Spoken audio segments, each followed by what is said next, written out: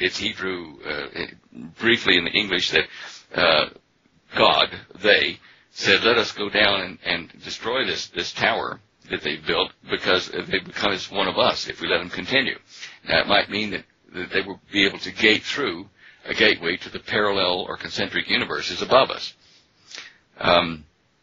I found a stela, which was in the time of Marduk, and two-thirds of the stela survived World War II, and the Germans trying to destroy a number of things. They did survive, and I looked at the images carved into the stela in the time of Marduk, and it's a ziggurat. It's a front view, front view of the ziggurat, and then a plan view from the top of the top floor, where God was supposed to meet with man.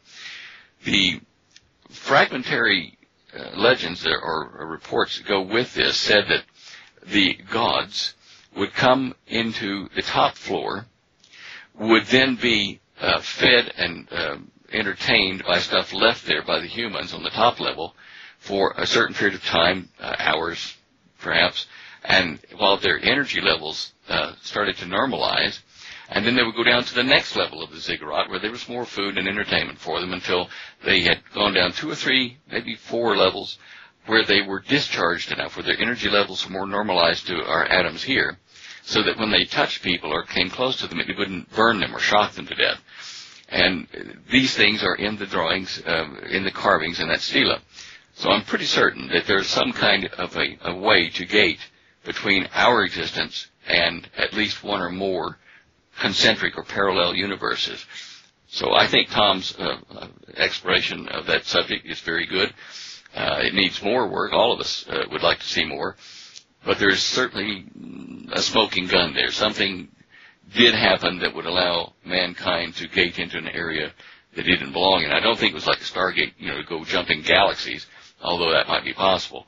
What we're seeing in the old writings was just in the immediate parallel or concentric universes where the phase differences between our nuclear fields are such that we pass between each other like ghosts and don't see or touch each other at all unless we have a gate to gate us into them. Along that line, Tom and I have talked about the odd things that people report, like when they have angels or gods appear to them from the sky. Usually heat and fire or lightning attend these sightings or these appearances, as though the atoms of these beings is at much higher energy density and has to normalize.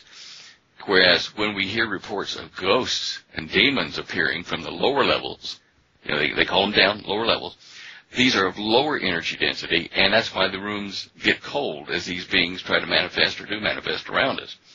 So, these things all do tend to support the structure I'm telling you about. Thank you, Stan. All right. Patrick, you have a question for Stan? Yes, hi, Stan. Hi. Stan, I recognize several similar technologies while reading through your gemstone papers, and listening to your interviews. Many similarities popped out. Firstly, in talking about ether or the Dirac sea or zero-point medium, have you ever come across the descriptions of the same thing from Tom Bearden or Nassim Haramein? They seem to be addressing the same thing, and can you relate this back to alchemy and possibly ancient understandings of ether? And does any of this tie into mind over matter? Wow. Well, yes, the Dirac sea or the ether sea is exactly what I'm talking about. It's a fluid, and I firmly support the fact that we should use hydrodynamic or fluid equations to describe celestial mechanics and cosmology as well. This medium is, I guess we can say there are levels within levels within levels as far down as you want to go. We have stopped at the level which is the fluid of the ether sea, which is so fine that it's like a fluid when it makes up a single quote-unquote particle, which is nothing more than a waveform of spin in that fluid. The alchemy, the mind over matter, these things would manipulate that fluid space and things within it, if I understand alchemy correctly. Alchemy is more, in my opinion, dealing with nuclear chemistry that is harmonic instead of fission or fusion. It is a controlled exchange of energy and energy levels of matter that's being transmuted. You can, for instance, take lead and hypothetically induce the lead molecules or lead atoms to throw off energy at a certain frequency, which is collected or emitted as heat somewhere else. And as it throws off this energy, its nucleus and its electron shells change, and it becomes gold. Transmuting other elements to gold or to other elements, I believe, is not a problem. It can be done, and I think that energy can be supplied and extracted from the universe in a number of ways using the concept of harmonic strip mining of the energy or spin energy of atoms and subatomic particles. Ideally, instead of just chaotically running in like fission does, or like fusion, pushing things together and causing, core collisions, which release a lot of heat and other electromagnetic energy that's harmful. Instead of doing that, we know that atoms that are above absolute zero, anywhere in the universe, are exchanging energy between themselves in an infrared band, in a heat band. And if we get into that band and make tuned circuits that respond to infrared frequencies exchanging between atoms, we can take that energy, instead of letting it go between atoms, as it does normally, and make it as electricity using something like a triboluminescent element which converts heat or thermodynamic energy directly into electron flow. It's like using the reverse phosphor on an old TV set, these tube TVs. They had a triboluminescent zinc oxide structure and zinc sulfides on the surface of it. You hit it with an electron, it produced light.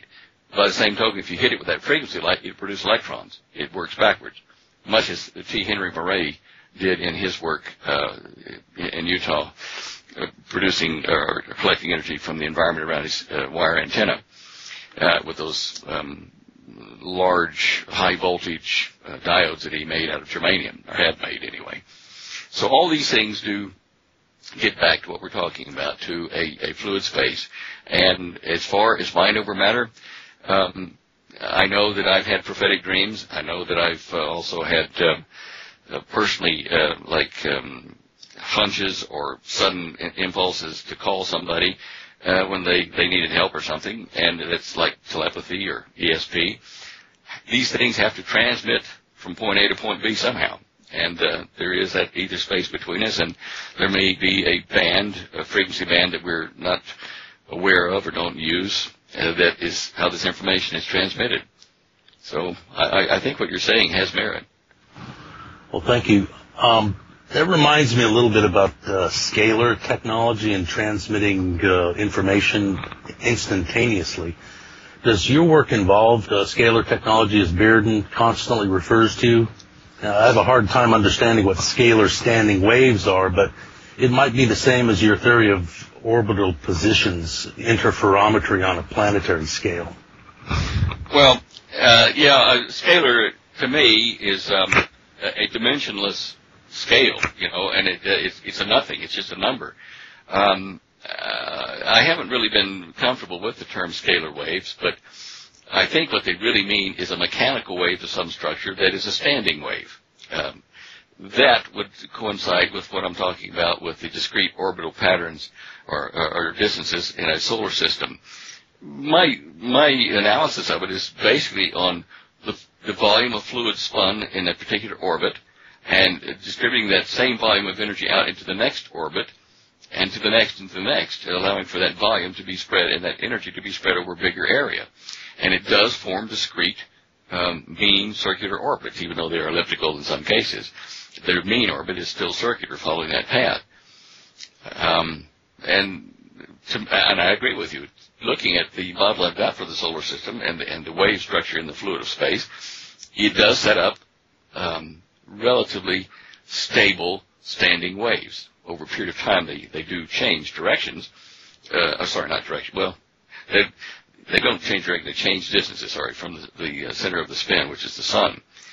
If you were to take a bucket of paint and take a hand drill with one of those little paint stirring rods on it, stick it right in the middle of that bucket of paint and pull the trigger so that it spins up the paint, if you have one of those drills where you can vary the speed with the pressure on the trigger, you will see that at some speeds, standing waves do form around that spinning rod in the middle of the paint. If you change either up or down the speed of that drill, then the rings will move out or in and form new sets of rings. In the changeover period, some waves will become additive and make a higher peak. Others will cancel out and make a flat valley. And if you're a planet occupying one of those things that cancel out, your orbit disappears, and you've got a problem. Maybe that's what happened to the asteroid belt. But these things are all fluid mechanics and sort of standing waves if you take snapshots of time in our lifetime rather than in planetary scale, where they're constantly changing. I do think that they're similar to what they're calling scalar waves, so. Well, that makes a lot of sense. I'm going to switch over to electricity, if you don't mind. Your description of electricity in the gemstone papers reminds me of Ed Liskalin's work, the guy that built Coral Castle. Yeah. He issued an instructional pamphlet encouraging readers to rethink or re-educate themselves about the nature of electricity or magnetics. Does your theory of everything coincide with Liskalin's, and would there be some hint on how he's able to levitate or manipulate the huge structures he was able to? Well, Liskalin's work is it's fascinating. The remnants of electrical cables that are underneath all of his little coral castle have been found. The leftovers of part of that circular electromagnetic thing down inside the basement there where he was working do indicate that he was using electricity. He was familiar with that, and electromagnetism. I do believe that we can manipulate matter with certain types of waves to make the matter either weightless or weigh less, so that it's like a balloon that will float to a certain level, go no higher and no lower, like specific densities. I don't know exactly how Liskalin did. He could have done it with sound. He could have done it with electricity and sound, or just purely electricity and magnetism. He obviously didn't want anybody there when he was loading that truck that time he moved the whole site to another location. He loaded those huge stones at night, and one night by himself, which does indicate that in addition to the leverages that he did use, because he had a tower and he did use lever mechanics to move some of the things, that might have been just fine positioning at the end of having moved large masses over to where he was. If you look at sound waves, for instance, he could have moved some of those things by putting like say a gasoline motor or an electric motor with a thumper that would hit the stone that he's trying to move with a certain frequency, and he would tune it until the stone started to sing or started to vibrate in resonance with its own natural resonant mode. And if you use two of those on that same stone, one would start to make the energy of the stone itself, its own mass, bounce up and down or forward and back, and another would shove it along a path where it would weigh less for a fraction of a second, and it would be moved during that time, which is kind of like saying that he could just scoot it then across the surface by pushing on it or pulling with, a very small motor or himself. That would be acoustic levitation, causing the energy to be stored up into the stones that way. Electromagnetically, I'm sure there's a way to do it. What I've worked on here, what I've seen, required creating a pulsed, spinning DC field. He could have done that with what he had there in the basement there in that little round circle with all the little horseshoe-looking magnets in it.